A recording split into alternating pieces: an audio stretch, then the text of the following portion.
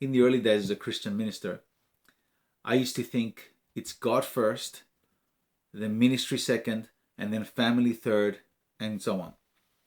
And again, ministry meaning serving people, loving them for God, and helping in their needs and stuff like that. And I would hear other people go, no, it's God first, family second, and ministry is third. And as I got older and closer to God, I realized I completely misunderstood that. And both ways are wrong in that sense. It's not God first, ministry second, family third. And it's not God first, family second, and ministry third. It's the ministry and family are intertwined. Why do I say that? I used to think that ministry second because Jesus said at one stage in the Bible, if you want to follow me, you must love me more than mother, more than children, more than wife, more than this, more than that. And basically he's saying that you need to choose my will over their will when my will conflicts with their will. So you got to choose what he wants me to do instead of what they want me to do.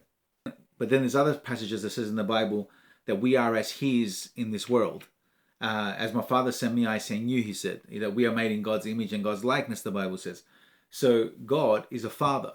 So therefore, part of being in this ministry that God has called me into is also to be a good father. It's not just to be good at serving other people and taking care of their needs and then neglecting my family, but also being a good father. So it wasn't one or the other, it was all of it in the same package, because God is a good father.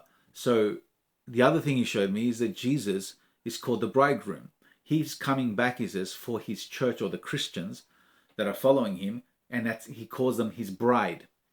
So he's the husband, they're the bride. He's the groom, they're the bride. So I have to also learn to be a good husband, not just a good father. And that's also part of my ministry. Why? Because that's who he is. That's what he's like. So I have to be like this in this world because I'm learning from him who has made me in his image and his likeness. So I just wanted to encourage you guys. You don't have to separate the two and do this whole thing where it's God first, ministry second, family third, or God first, family second, ministry third. It's God first, and ministry means also family.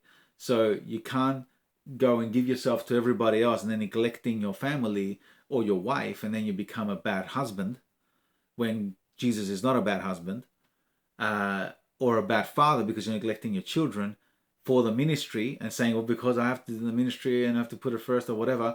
It's not like that. That's part of the ministry. So you have to learn what you should give yourself to in each part of it, because all of it is ministry. All of it is of God. All of it is holy. And it's not just when you're going to pray for somebody or help somebody or whatever.